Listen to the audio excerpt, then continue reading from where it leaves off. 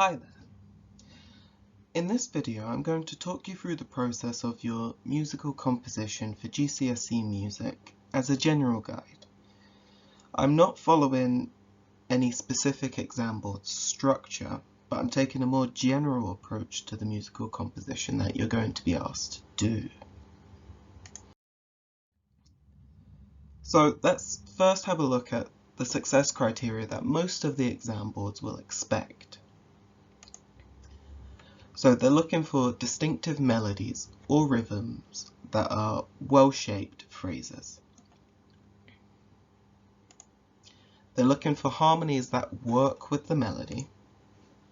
They want the melodies to be well developed, have a clear structure, and an effective use of instrumentation and timbres that are suited to the music. So these are the general elements that a GCSE musical composition will usually contain, but the most important thing about your composition is that it should be musical. And you should be happy with what you've composed and have confidence in what you've composed and your musical voice. So how do you get started? It seems like such a huge task to compose a piece of music. Well, starting out is the most difficult part. You could have been given your starting point by an exam board, or you may be focused towards your instrument, or you could have complete free choice.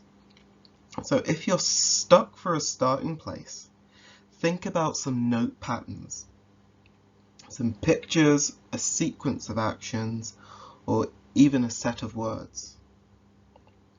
So many composers around the world use ideas around them for their starting point. These could be stories, pictures, abstract pieces of art, some other types of music, or some storytelling through music, film and TV, or news events and newspaper articles. So let's first look at how to use posters and pictures in your composition.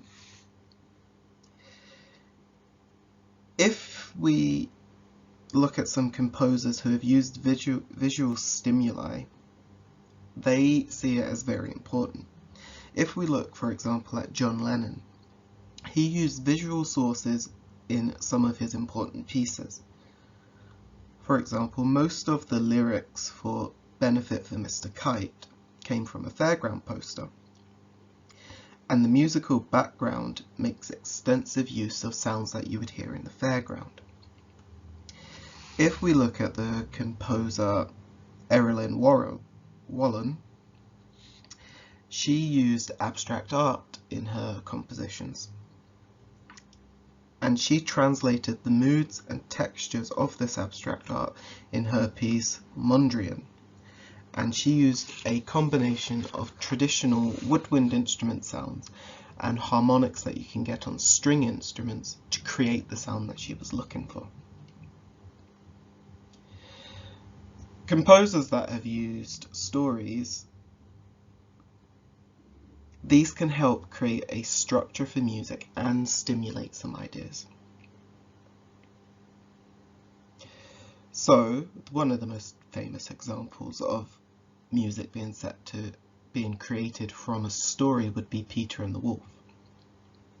The story helped create the structure, and it also helped create musical motifs that describe the characters' journeys throughout the story.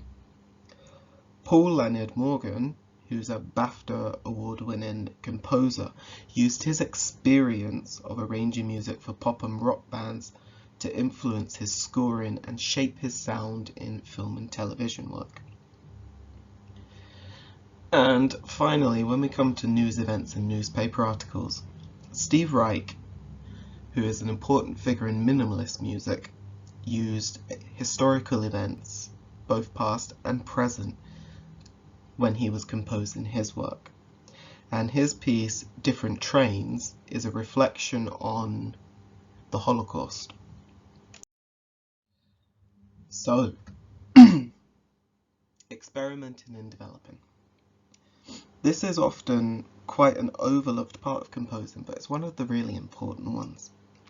You cannot rush the development of your composition just because you want to get it finished. Yes, it's a huge piece of work that you're being asked to do, and it could be something you've never done before, but you can't rush it.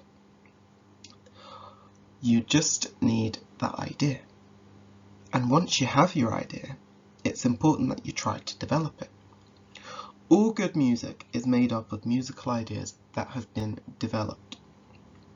And my piece of advice to you, and it's a key piece of advice, is play your musical idea over and over again until you can feel that you can extend it or write an answer to that phrase. And if you're struggling to do this, change the timbre of the phrase or play it on a different instrument to stimulate some other responses.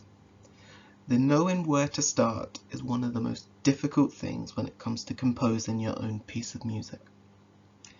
Melody and harmony work together, so choosing your chord sequence is probably your first step, and it's a good first step to take because your melody can then grow from those chords, because the chords will give you an idea of what notes work well in your melody to go with those chords. Then you can start developing it. And repetition, most music has elements of repetition in it. If you listen to songs in the charts, the chorus is usually repeated between each verse. So you have some repetition there. And most of the verses follow the same tune, but they might have tiny little changes in them to fit the different lyrics. And there are a number of ways that you can get repetition into your work. It can be an exact copy, or it can be varied in different ways. So the pitch could be altered. You could take out some of the notes. You can make alterations to note duration. You can use retrograde and inversions of the melody. You can add some ornaments like trills if you've got a flute part or any woodwind part. You can add new notes to the melody, or you can play the phrase at a higher or lower pitch. All these are examples of repetition, and it shows developing. If you make slight changes to your melody, you're developing it and you're experimenting. Call and response is another way you can develop your music. You can take a phrase and create a suitable answering phrase. So you can improvise different ideas, and that's a good way to develop some useful material and make recordings or sketch it out on manuscript. Get all these ideas and your improvisations and write them down so that if you don't like them then, you can come back and look at it and develop them later on. Drones is another simple way of adding another layer to your music, but only if it's appropriate. Drones don't work with all types of music. And a good starting point is to think about rhythmic possibilities. So some starting ideas for developing rhythm over a basic pulse are starting with a strong pulse on an instrument that all players can hear clearly.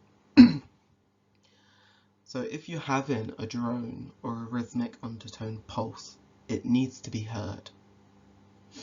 So instruments that you could use it on would be the baritone sax. It's a very good instrument at being heard across an orchestra or any ensemble because of its low, loud, deep sound. You could work out simple repeated patterns that can add to this. So once you've got your drone and your pulse, add a rhythmic pattern that's repeated on top of this. So start off by clapping or singing these out before transferring them to an instrument. So you need to work out what that rhythm is going to be before you add it into your score. And then you can gradually add or remove instruments, and this builds up layers of texture in your music. Include some sections where there's a sudden contrast So you could go from quite a mellow, sort almost like an aria type feel, and then suddenly go into a fanfare, and that would really build a contrast in your piece of music. And work out some percussion signals that indicate that you're changing to a new section. So if we go back to music that's in the top 40s, when there's going to be a change from a verse to a chorus, you'll normally have some kind of a drum fill, and that signals that the music is moving to a new section. And I would advise that you build a graphic score before you start composing. So get your rough structure and make little annotations of what you're going to do in this section, and then how you're going to change it to the next section before you even start notating. And this will help you work out the structure of your piece. So now that you've got a rough structure and a rough idea of what's going to happen, it's time to start selecting sounds and ideas. And the key to selecting sounds and ideas is repetition. Repeat your ideas and sounds and ask yourself, do they make sense? And follow your instincts. Can you hear when a phrase is about to start and when it's about to end? So remember, we were talking about having some indications and signals that a new phrase is going to start and when it's going to end. Are your melodies harmonized with simple chords? So if you have a melody, is there a harmony to go with that melody? And do they complement each other?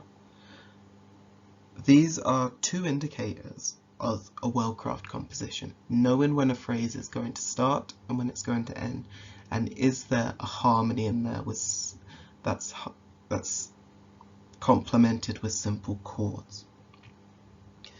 And then think about your composing criteria. So this can vary from the different exam boards, but you will almost certainly be expected to show evidence of your ability to develop musical ideas and select appropriate timbres. And the most important thing to do is listen to what you've written and repeat this process until you're happy. So then, how do you structure your composition? Now, if you've done a graphic score and you've made notes and you've got your ideas and you're starting to piece everything together, you might already have an idea of how many sections your composition is going to have. But this will and probably will change as you develop your ideas. Now, if your composition is in a specific style, then you need to consider the conventions of that style. So things you need to think about are, how long is your piece? If it's only about 3 minutes long, then you won't be looking at having about 7 or 8 different sections. So you need to think about how many sections you're going to have. And are these sections going to be repeated? So a lot of classical music, they have a running theme that they keep coming back to, and that's pinned throughout the entire piece, tying it together. It's kind of like when you write an essay, you have your conclusion. There's that running theme throughout. And then think about the form of your introduction and your ending. Are they going to use extracts from other sections, sort of like a little teaser of what's to come? And then is your ending going to take these little extracts from other sections to sum it up so that everything is linked together?